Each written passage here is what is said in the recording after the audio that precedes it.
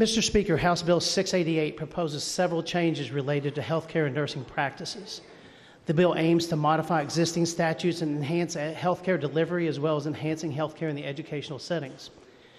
The bill amends KRS to change the language from requiring a nursing board to issue credentials and change it to may issue credentials. This gives the board greater discretion in license decisions. Additionally, it mandates that physicians collaborating with advanced practicing registered nurse hold an unrestricted active license in Kentucky. House Bill 688 also proposes reducing notification period from 90 days to 30 days for individuals under the board's jurisdiction to report convictions of certain misdemeanors or felonies. In addition, House Bill 688 includes provisions aimed at enhancing school health. Mr. Speaker, I'd like to yield to the lady from Kenton 64 to explain sections 6 through 9 of the bill. Chair recognizes the lady from Kenton 64. Thank you, Mr. Speaker. I was really pleased to work on this bill with my colleague from Hardin 25, and in sections 6 through 9, what we did was added some emergency rescue medications that came to our attention as being needed in schools.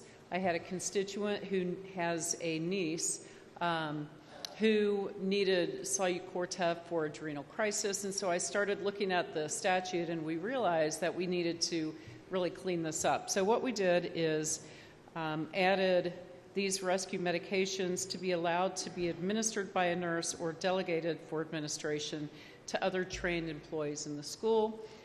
We will be adding Solu-Cortef for adrenal crisis. We are adding glucagon for hypoglycemia to treat known diabetes or an emergent episode of hypoglycemia.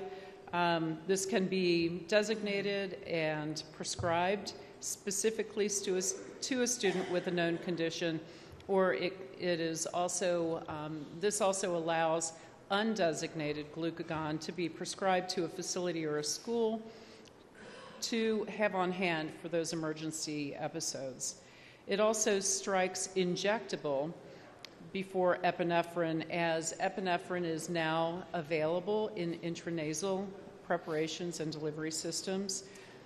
And the last thing that this does is it allows for any emergency medication which is prescribed to a student for a known condition to be supplied to the school by the student's parents or guardians, but then stored and administered by the school. We just felt that we didn't want to come back every year and add new medications, and if a medication is prescribed by a physician, it should be allowed to be used in school. I would be happy to yield back to the gentleman from Hardin 25 unless there are any questions. Chair recognizes the gentleman from Hardin. Thank you, lady from Kenton 64. If there's no questions, I'll move for a passage of House Bill 688.